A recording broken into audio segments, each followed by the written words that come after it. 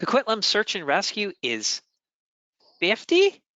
It doesn't look a day over 25. Hello, everyone.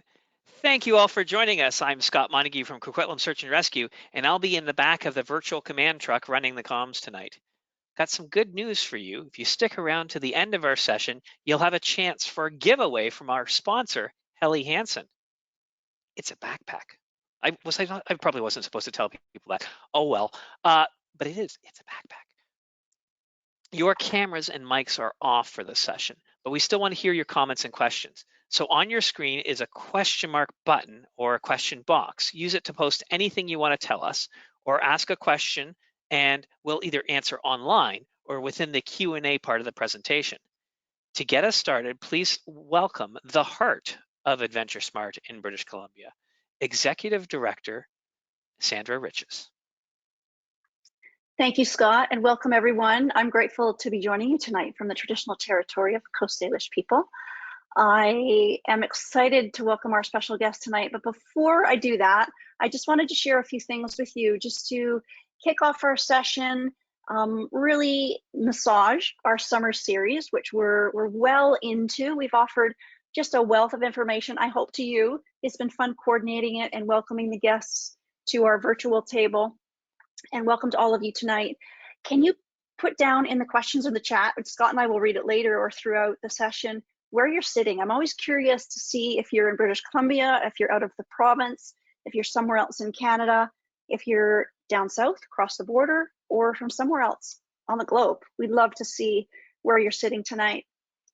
As the Executive Director for the BC AdventureSmart program, I've been really fortunate to be with the program since inception. The program started in British Columbia 18 years ago by the British Columbia Search and Rescue Association. And then based on this provincial success of the program in the first 5 years, the program went national. There is representation in every single province and territory. We're quite proud of that growth and expansion and having that acknowledgement right across the country. We have an awesome model here in the province supported by Emergency Management BC, which is the province. I work directly for the BC Search and Rescue Association, and the model of response of the 78 search and rescue groups, 3,000 volunteers who respond to 1,900 search and rescue calls every year is one portion of the BC SAR model. And then there's the AdventureSmart program, and that's all about outdoor education. Tonight, I'm pleased to welcome one of those 78 SAR group members. Actually, she's from Coquitlam Search and Rescue, and they are celebrating, as Scott mentioned, 50 years of emergency response. Incredible, so amazing. So congratulations and thanks to all of Coquitlam Search and Rescue volunteers and support members. Our guest tonight is Wendi Harder. Wendi is one of the 3,000 unpaid professionals in BC, highly skilled, highly trained, professional, incredibly dedicated to what she does for her community, for the province, and to be a part of that response system that is busier in British Columbia than anywhere else in the country for search and rescue response. There's a lot involved in that equation. That's a whole other special event, actually. And we expand on that in some of our other webinars. But tonight, Wendi's going to talk about a few extra things specific to her region, and a little bit larger than that too. Wendi's been with Coquitlam Search and Rescue for 19 years. That's impressive. It's really, really an honor to have her here tonight. She's a SAR Manager, part of the HETS crew, which is Helicopter External Transport System, and also leads the Coquitlam Search and Rescue Swiftwater Rescue Team. Admiral on all accounts, and just a wealth of knowledge, skills, and ability. So please queue up your questions, get ready. Wendi's going to share quite a bit of information with you tonight, and I'll let her take the stage in a couple minutes here. We do have a giveaway. Scott is right. We have an awesome backpack from Helly Hansen for one lucky winner this evening. There's some specs on it. I won't read them to you, but you can see. So listen closely to Wendi's presentation, because in her presentation, as I listen closely as well, I'm going to come up with a question and ask all of you tonight to answer at the end with quick fingers to type in the answer. Scott will read back the winner, and then we'll ship you the one lucky winner, this Helly Hansen pack. Awesome pack. I love that color. It's also, oh, wearing it tonight. Not for that reason, though. Also, for everyone who's here tonight, every single one of you will get 1 month free trial from FatMap. You can take your phone right now and scan over that QR code, but not to worry if you don't get to it while I'm chatting here. I'll follow up with an email that will come from our system here at GoToWebinar, and you'll have this information there as well on how to access your 1 month free trial from FatMap. Pretty cool offering. Just a quick little plug on what our message is. We're here to help you be prepared for the outdoors, offer wise practices. Wendy's going to complement that tonight with some information. And we really want to focus on trip planning, training, and taking the essentials. Every single time you head out for a hike, a bike, a paddle, anything, these 3 T's apply. Scott will also be adding some links to the chat section, and the 3 T's link will be in there. We'll also include that in the follow-up email. That's kind of the trifecta for our safety messaging all in all. And a friendly reminder, if you're ever out there lost, in trouble, or hurt, in case of any emergency, use your communication device, call 911 as soon as possible, ask for police. They will seek out that local search and rescue group anywhere in the province that's specific to your region, and then use the stop analogy. Please stop moving, stay where you are, think about your area, observe any hazards and set up for shelter, and plan how you'll manage that risk. There's access to our QR code that accesses our Trip Plan app, which is free, easy to get to as well. And now the session is going to be handed over to Wendi, who's going to fill your ear with all great information. And thanks again for joining us. And I look forward to coming back at the end to conclude the session. Wendi, the session's all yours. Great. Well, wonderful, Sandra. Thank you very much for that introduction. And thank you so much for the invite for joining everybody tonight. So I'm also interested to see where everybody's going to be from. So it's going to be an interesting look and see at that later on. So today I'm going to share some insights with you. Insights, stories from my years in SAR, working with Coquitlam Search and Rescue. I'll call it as SAR rather than Search and Rescue all the way. But yeah, hopefully I can give you some good information and some entertainment as well. So first of all here. Just to let you know, Wendi, while you're bringing up your such, we have people here from right here in Coquitlam. We have people from around the province, all the way over in Calgary, someone from Port Moody, where I happen to be. We even have someone from Oklahoma. That's pretty great. So there you go. We've got someone from Quebec. It's all over the place. So you're going right across the continent here. All right. Great. Thanks, Scott. So first of all, who are we and what does it take for you to hang around with us? So we have 66 members on our team. Most of them are field active, and then we have non-field active members, which are also completely indispensable to us. Who are our people and what are we looking for? We look for people that are physically fit, outdoors people, team players, people who are willing to drop anything and everything and come to a call. People who are willing to leave family dinners, maybe that's not so shocking. People who are willing and able to leave work. We want people that in our area have our local trail knowledge, special skills, mechanics, computing. Those are very important in our world. But we also want people with backcountry skiers, climbers, people, rafters. That's my background, rafting. So anybody with different skills like that, it just adds to the education of our whole team. We have people on our team. We've got nurses, social workers, construction, firemen, computing people, sales, arborists, paramedics. We've got a crew from everywhere. Our people are just like you guys. We have day jobs, but all we ask for them is that you come out and you work with us as an unpaid professional. And what do you get when you join our team? Well, you get some midnight calls. You get wet, rainy slogs. You get hot, sweaty climbs. and you get training. You get lots of training every week and on the weekends. You get a family, you get a team. And most importantly, we offer a 10% wage increase every year. Yeah, 10% is zero. So the team in the training and the desire to help people is why we have members that have been on our team for 20, 30 years. And we just hired 12 new members. We had approximately 130 applications, and through resumes, hikes, interviews, we brought that down to 12. We could have taken a lot more because there was a lot of great people there, but we have 12 new members in training that are going to be working with us over the next year, year and a half until they end up getting completely certified as ground search and rescue trainer members. At that point in time, they'll also be getting extra training. We do rope rescue training, we do water rescue, navigation, first aid, so everything. All of our members are trained to the provincial standards and then beyond.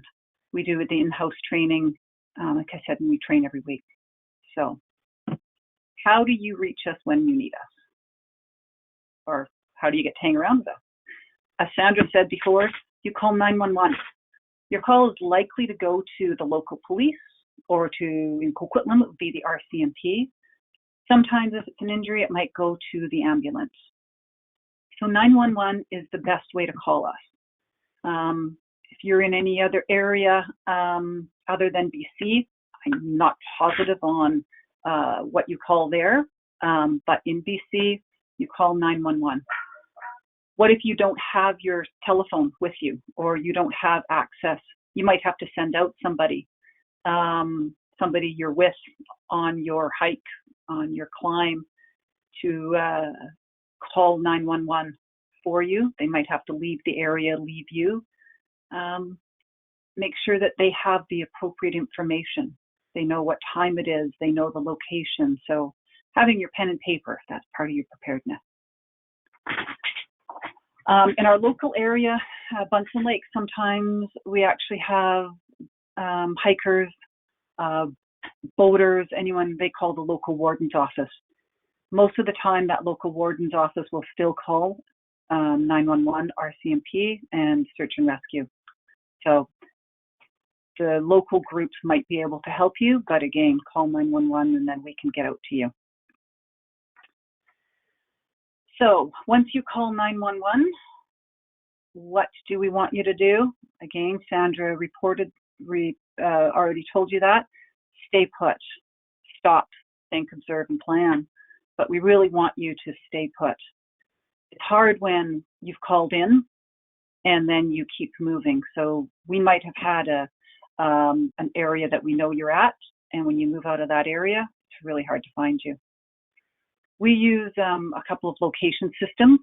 So if you are able to get to us by cell or text, we will often send you a quick message that you are going to answer, and that's going to give us your exact location. So please, again, just don't move. The other thing that I would like to ask, I think as a SAR manager and from everyone on our team, we've had this experience, is it's really, really, let's say, it's a normal response. You're out there, you might be injured, you might be lost, and you're scared, and you've contacted the RCMP, we've been in contact to you, and you keep reaching out to your friends and your family and using up that very, very, very vital cellular battery. So one ask that we do is after you have called 911, after you have spoken to the RCMP, to ourselves, is don't use your phone. Don't be playing games. Don't be calling your best friend to help them keep you company, because at some point in time, we might need to call you again, and if you have no more battery, it makes it really difficult. Okay. So when I started, most of the time we had searches. We would find out that somebody was overdue from their hike, and we would be searching a large area. So we'd be typically going out at 11 o'clock at night when parks closed and somebody found a car, or they found a note in a vehicle, or they hadn't checked in, and then would be on a search to find people. Wonderfully, nowadays, we have so much more cellular contact in our area that we get a lot more rescues. So when you have your cellular data or your spot service, your radios, you can reach us and we can get to you easier. So, sorry, get my train of thought here. So go up with a full battery on your cell phone. It's really funny saying to people, take a cell phone. That's not what we used to say. You know, we didn't depend on a cell phone. Many areas of the world, many areas of BC, you cannot depend on your cell phone because there will not be cellular service in your area. But in a lot of our areas, we are. So keep it with you as a really good handy tool. But you really, really don't want to have to meet up with us, do you? It's not what we want. Now, I'm just going to move to a different screen here.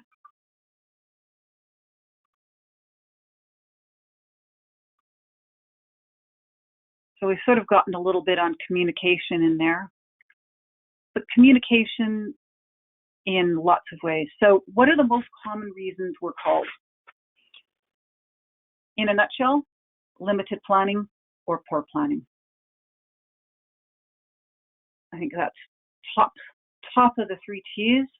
The AdventureSmart program now is your trip planning. You need to know your hike. You need to know what the intensity is, how long it's supposed to be. Is it a 6 to 8 hour hike? Have you done the hike before? Are you thinking that, I'm so fit, it says 6 to 8 hours. I'm definitely going to do it in 4 because I'm in the gym 5 days a week. Not a problem. If you haven't done the hike, you don't know the hike, don't try to shortchange yourself on the time. Give yourself the length of time to do that hike.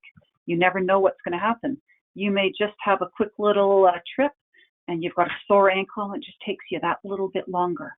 So plan on the length of the hike. Look at the weather conditions. Is it hot? What's the temperature going to be? Or is it very cold? Are you prepared for that? Do you have water? Do you have food? Do you have a jacket for the cold? Do you have sun protection? What are the trail conditions like? Are the trail conditions wet? Are they slippery routes? Are you going to be in snow? So Eagle Mountain, which is right around Bunsen Lake, one of our main areas that we go out to help out people. Usually in July, beginning of July, you're still going to have snow at the top. That's very, very normal that you're going to have, a foot, 2 feet, maybe 3 feet of snow at the top as you're walking along. I actually can't tell you absolutely for sure right now, but I think there's still snow at the top right now. We had a big snowpack. Because of what you saw last year, doesn't mean that's what's going to be happening this year. So know your condition.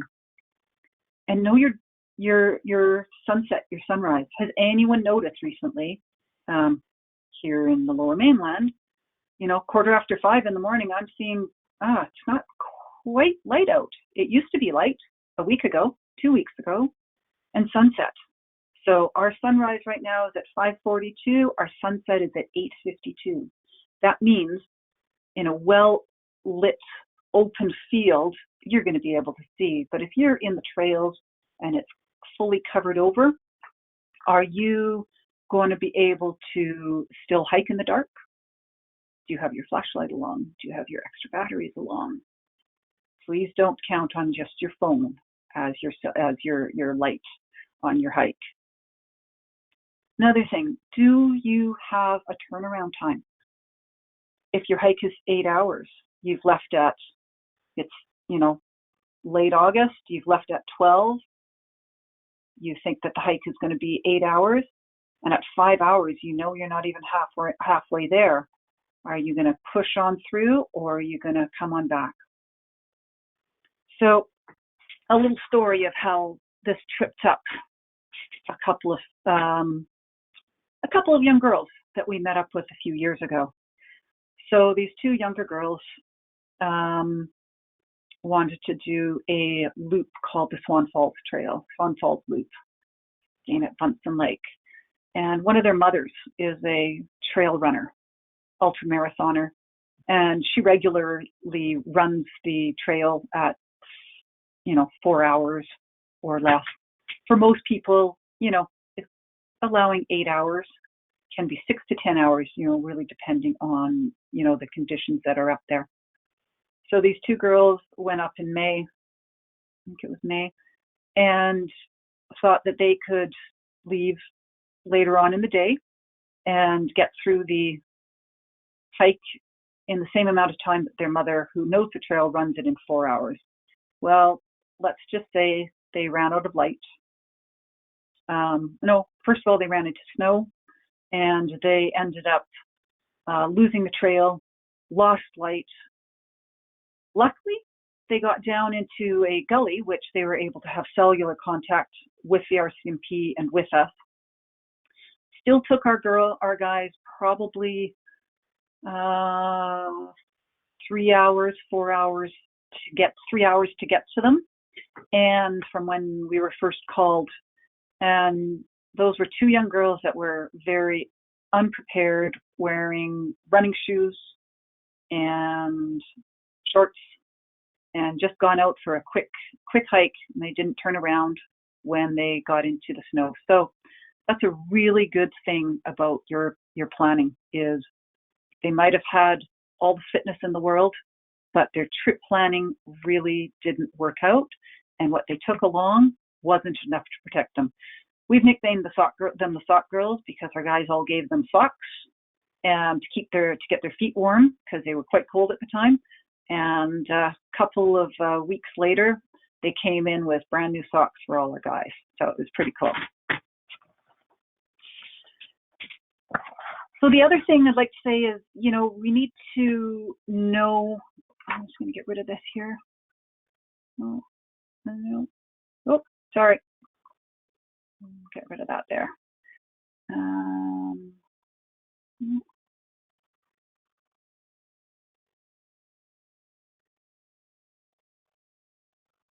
I'll keep that up there. Okay. Sorry about that. Technically challenged here. That's why we have computing guys on our team with great technology knowledge to help us out. So next other thing in planning for your hike or your event is know the abilities, the physical and mental abilities of your group, and your own abilities. If you haven't gone hiking in 3 years, and maybe you've just done a lot of biking, you might be physically fit again, but being able to do a high elevation hike, that might not be what you are prepared for. Wear the appropriate clothing, go back a minute here.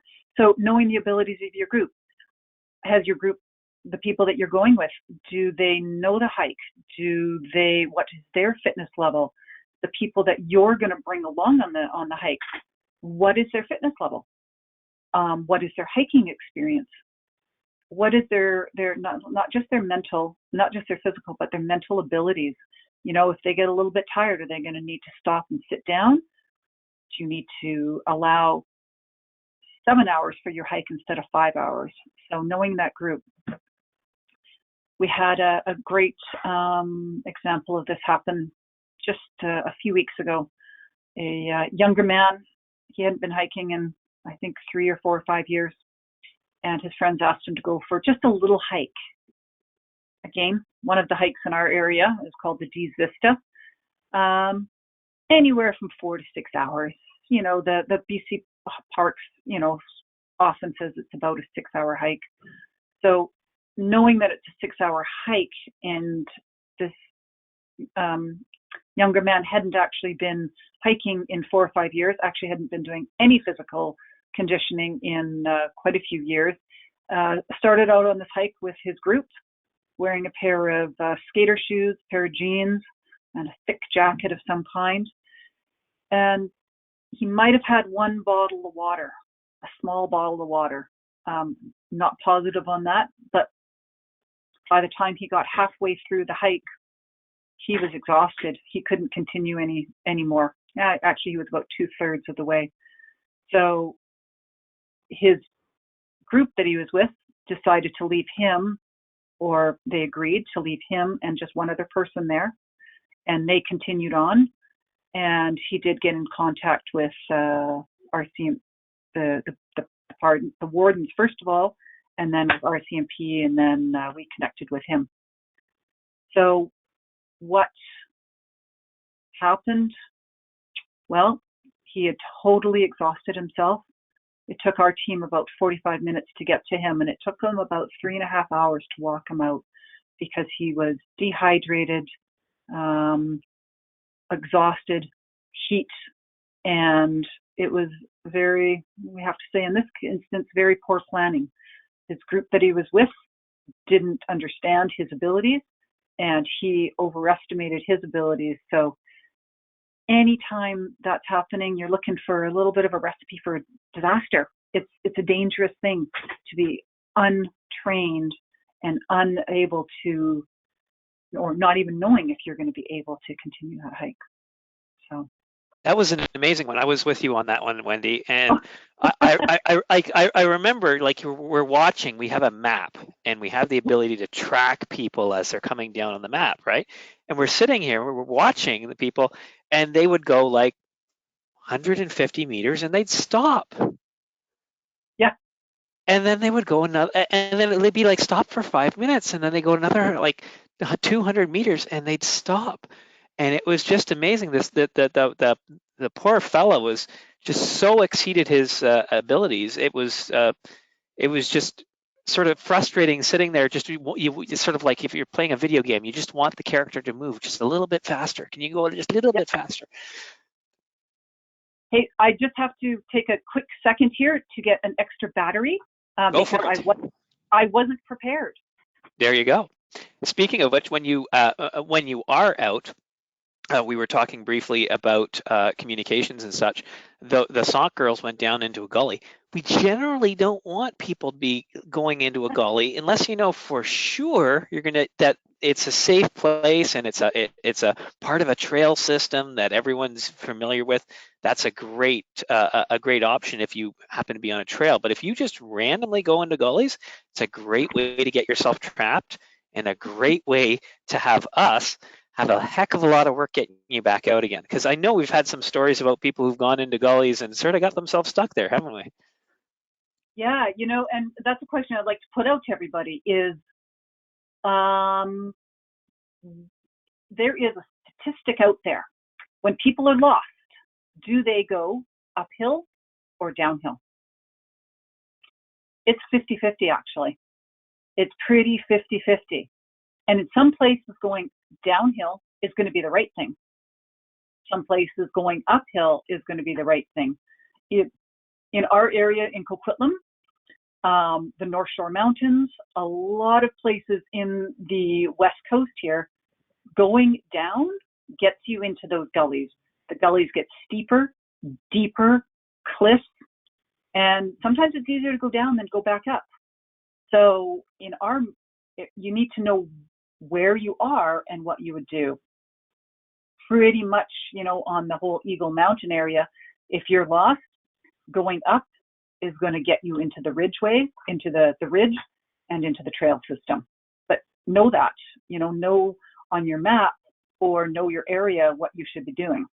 North Shore Mountains, they have suicide gullies, which is so many skiers get funneled down into because they think they're going to go down and they're going to find a way out, whereas in fact they should just take off their skis and go back hiking up. Anyway, so I've got my battery pack on my phone now, and I am back ready to go.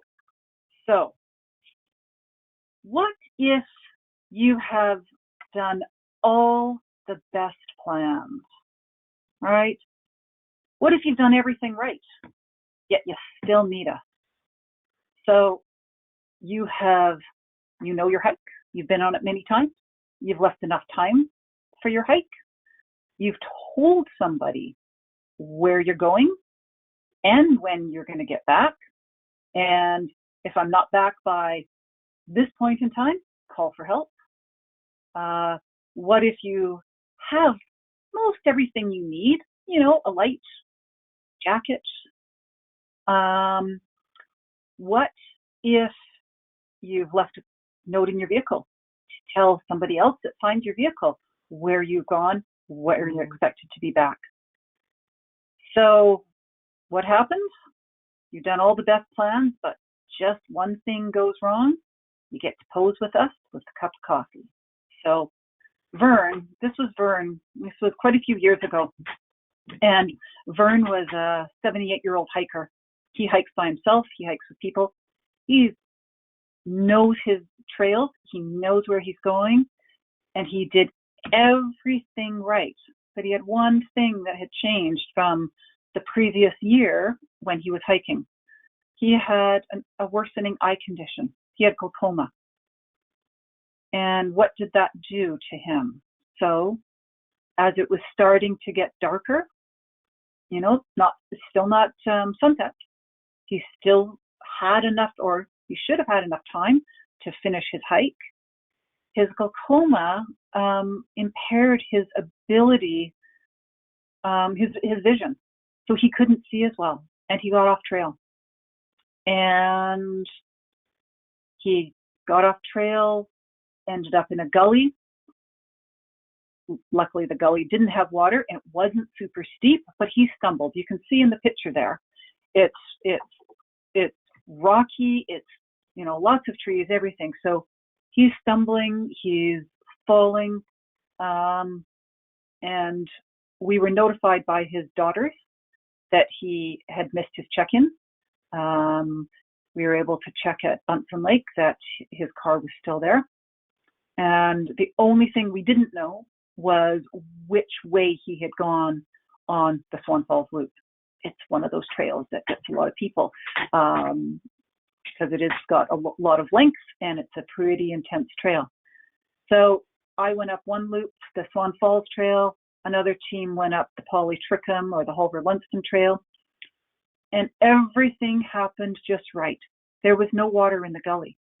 So when the team was calling out for him and whistling, he could hear them and he responded back. They had to still get across about 800, 700 meters, going across slope to get to him, and they found him, and he was injured. They got to him, I think, by about 11:30 that night. We spent the next couple of hours bringing up equipment for him. We brought up oxygen. We brought up a board. We brought up a hypothermia kit. Our doctor came up so that they could give him medications, Demerol, different things. And then by the time we got him all settled, it was about 1:30 at night. And at that point, we had two decisions to make. One is, do we get him on a stretcher right then? We would have to set up rope systems to get him across onto the trail, and then down the trail, we'd have more rope systems. So he'd be in a stretcher for 4 to 7 hours, depending. Or we waited for morning light to get a helicopter, and it all looked that the weather was going to be good for the next day. So we waited for the helicopter for morning, which was going to be around 6 o'clock, I think. Anyway, we hunkered down with Vern for the evening, for the night, and at about 5:15 or so, the radio crackled, and one of our members, one of our members said, "Hey, anybody want a coffee?" And we all kind of laughed at that. And just to let you know, this was before Starbucks actually had, or just when Starbucks and Tim Hortons started to have like the big containers of Starbucks. This was a few years ago. Anyways, we laughed at him. And sure enough, he shows up on the trail 20 minutes later, and he's got coffee for all of us. So we asked Vern if he would mind if we posed around him, because he was lucid and talking to us. So we posed around him with our cup of Starbucks, and then half an hour later, we HETS'd him out. So that's just a story that says everything he did as much as he could, and still something happens. And that's what we all have to be ready for, is our best plan can still be foiled.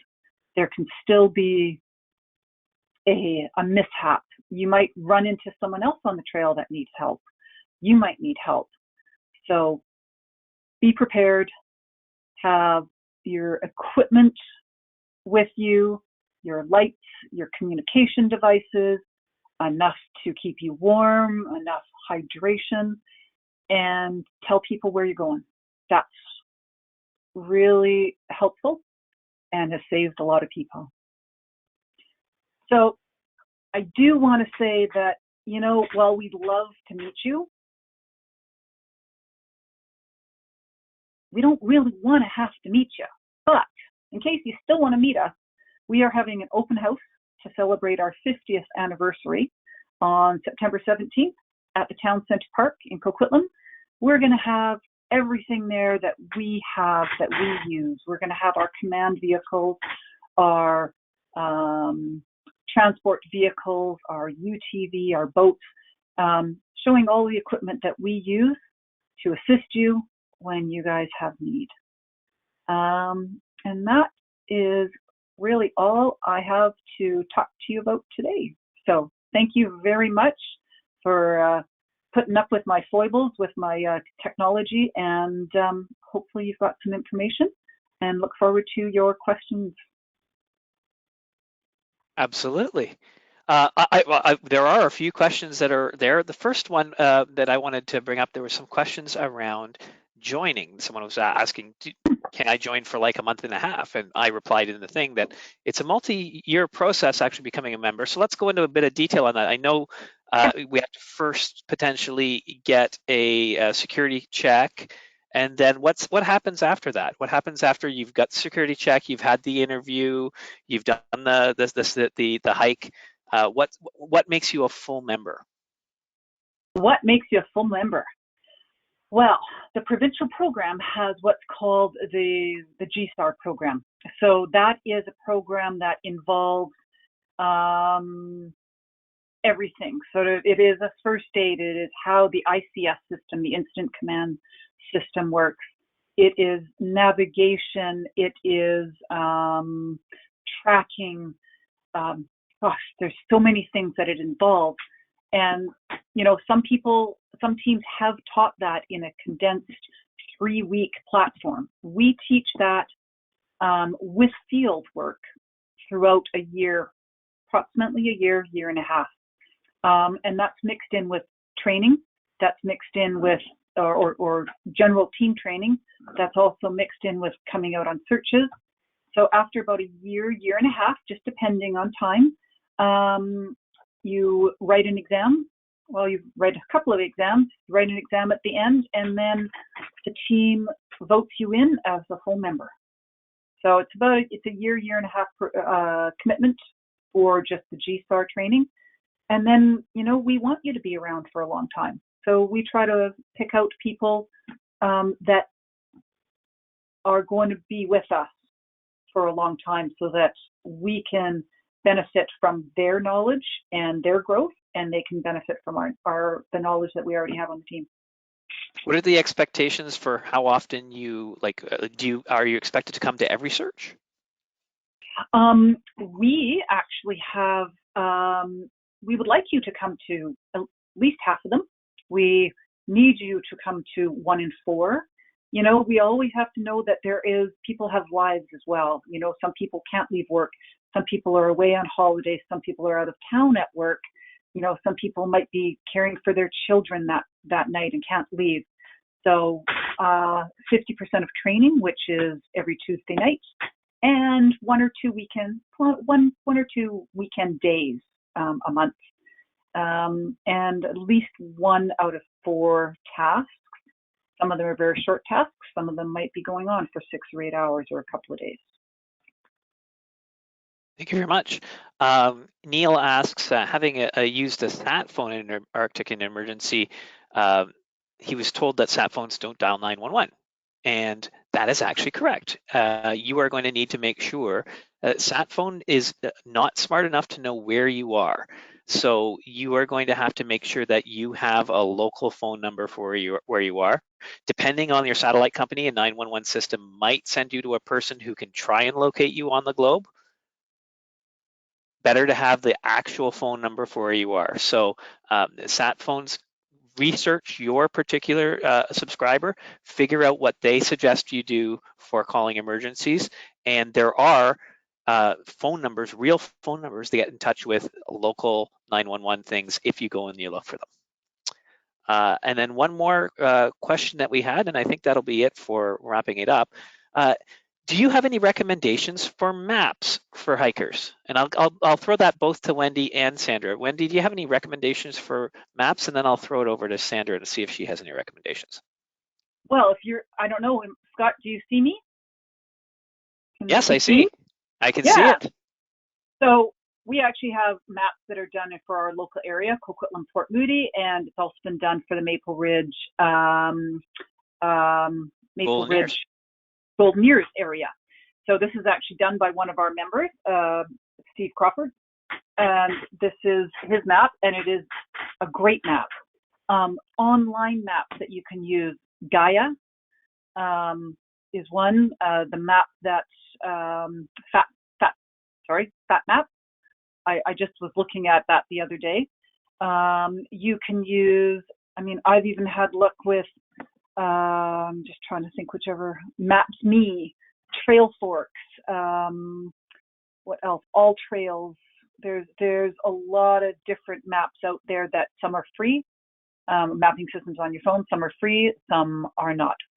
If you are relying on a map on your phone, though, remember you need to make sure you always have enough battery power to be looking at that.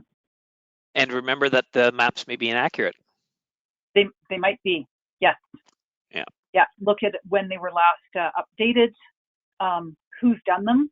So research a little bit because, yeah, you don't just want, Sally Ann's map from Arkansas that is, she thought that she made. That seemed pretty good. So. Marvelous. Sandra, any thoughts on? Wendi just said everything about what I was about to say. So thank you for that. All those suggestions were on my list as well. And knowing that you need one is start. We talk a lot about trip planning training, taking those essentials. That trip planning phase and doing that research includes gaining access to these resources, if it's through online maps, hard copy. I often say old school map and compass. If you know how to use the two together, a topographical map and a compass, if you understand how they work together and know how to use them together, you have a good system in place. And there's no batteries for that. And North isn't changing too crazy anytime soon. I think that's a pretty good foolproof way to get skilled, which then falls into our second T, which is training. And there's some awesome courses out there. MEC offers a bunch. There's outdoor providers that will really set you up for success. So yeah, I agree with everything Wendi said there and everything she said this evening. Wendi, that was awesome. It was great. It was really nice to sit and listen to your stories. I felt like we got a little insight to your experience. Scott could support that as well, of course. And for all your members and everything you do, we really appreciate it. And thanks for taking some more of your time away from your family to volunteer again for the community and those in Canada and Oklahoma. Thank you for watching. To share your expertise with everyone tonight, because here myself and the team at BC AdventureSmart, we provide this information on a regular basis through our curriculum and our programs, but bringing special guests in like yourselves really takes it down to the ground level. And it's great to hear from you and learn from you as well. So thanks again, I really appreciate it. Before we wrap up, a couple of things. Scott, can you toss up the poll? I'm really curious to see what the audience can answer this question with regards to Coquitlam Search and Rescue stats. And then I will wrap up with the question for the prize giveaway. So 2020 was Coquitlam Search and Rescue's busiest year. That's based on data-driven insights. Compared with 2019, how many more tasks were there in 2020? We all know COVID played a role there in all of the BC Search and Rescue calls, actually. So for Coquitlam Search and Rescue specifically, do you think it was 25% more, 50, 75, or 100% more? If you could let us know what you think, and then we can learn the answer. Scott can back it up with some concrete information, and then I will ask you a skill testing question to see who's going to win this awesome Helly Hansen pack. So once those stats are collected, Scott can share them, and we'll roll right through this. Well, thank you for participating. Great. So Scott, would you like to give the answer? You would think that it would be 50% more. You would be wrong. It was actually 75% more. It was crazy. We had 84 different tasks that we ended up going to. And as Wendi mentioned, some tasks are real short, but some tasks are really long, as in they go across 12, 14, 16 hours. Some of them go across a week, and you'll have some breaks in that week because we had learned more information. So many of these tasks are very long, but we had a lot of tasks in 2020, 75% more than there were in the previous year. Unbelievable. And to back that up before the question here, after COVID, or during COVID for summer, there was a 30% increase in call volume provincially for the 78 search and rescue groups. That's a lot. Every year there's already just under 2,000 search and rescue calls. So everything that you do, so thank you to all the participants tonight for joining us, because hopefully you've learned from Wendi. Join us for anything coming up in the future and learn from previous sessions as well. So here's the skill testing question. Get your fingers ready. So the person who types in the answer the quickest, Scott and Wendi, you can't play. Sorry, it's not going to happen. There's conflict of interest there. If you need me to say, so you can't play.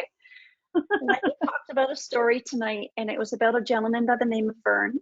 If I did get everything right there, he was 78, and that he did everything right, but he had a condition that was worsening. But then by the time search and rescue got there, Wendi said that there was also something that happened there. And I'll give you a hint. We gave you some information in the chat for the top 3 reasons for search and rescue in British Columbia.